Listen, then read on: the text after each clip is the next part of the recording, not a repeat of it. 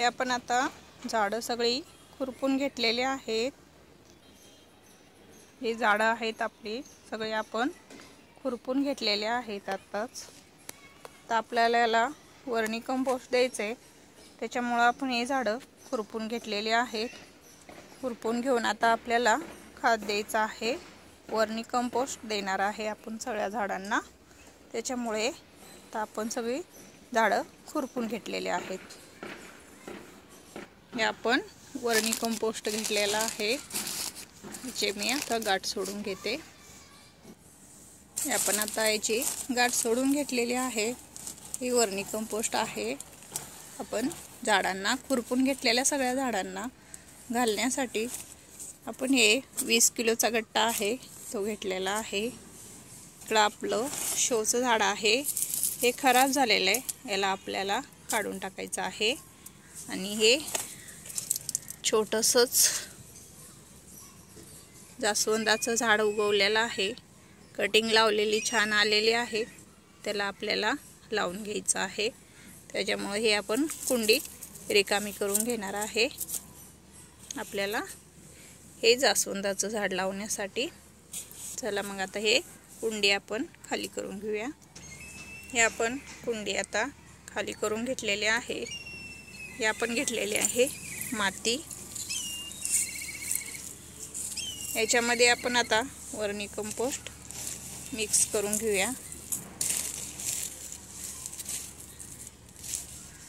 हे आपण 2 मुट्ठी वर्मी कंपोस्ट घेतलेला आहे, त्याच्यामध्ये आपण हे माती मिक्स करून घेऊया। तर हे मिक्स करून आपण कुंडीमध्ये भरून घेऊया। कुंडीमध्ये हे माती आपण भरून घेतलेलं आहे, याच्यामध्ये आपण होल करूया। हे आपलं जास्वंदाचं झाड याच्यामध्ये ठेवून आपण माती अशी भरून घेतलेली आहे। त्यावरती आपण ही माती घालून घेतलेली आहे। मस्त हलवून, जागा अशी मोकळी राहायला नको म्हणून त्याच्यामुळे आपण हे हलवून घेतलेलं आहे। मस्त छान आपण माती भरून तर याला आपण पाणी देऊन घेऊया। जास्वंदाचं झाड आपलं लावून तयार झालेलं आहे। तर आपण याला पाणी देऊन घेतोय। मस्त छान असं झाड लावून तयार झालेलं आहे आपलं। तर आपण या सगळ्या झाडांना वर्मी कंपोस्ट देऊन घेणार आहे।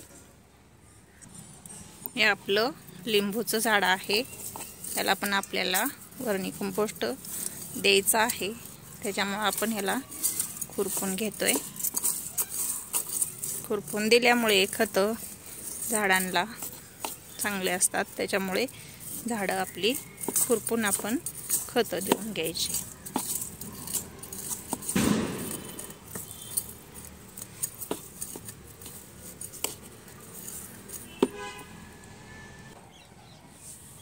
हे आपलं मस्त छान असं खुरपून झालेलं आहे लिंबूचं झाड। छान असे मोठं असं लिंबूचं झाड आहे आपलं। हे छोटे छोटेसे असे लिंबू पण लागायला चालू झालेले आहेत।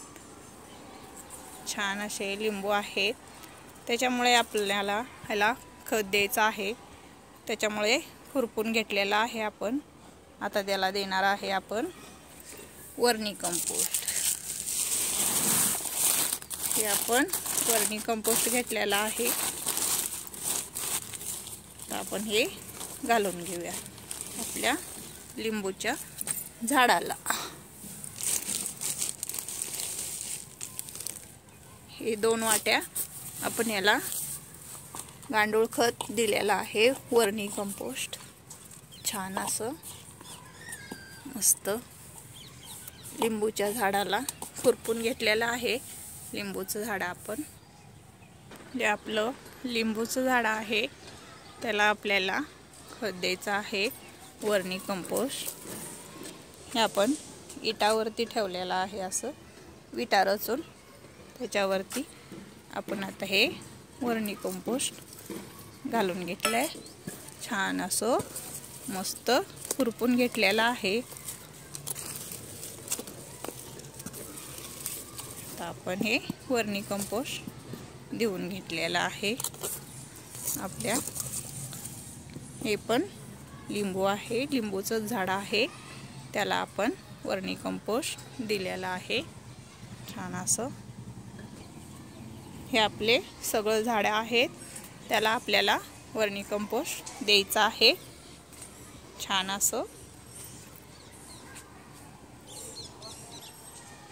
तर पण आपलं लिंबूचं झाड आहे, त्याला पण द्यायचं आहे आपल्याला वर्मी कंपोस्ट.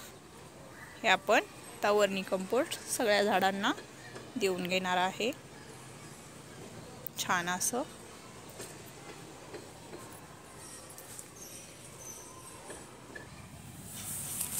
हे आपलं लिंबूचं झाड आहे. छान असं त्याला पण आता आपण हे वर्मी कंपोस्ट देऊन घेतोय. छान असं मस्त झाडाला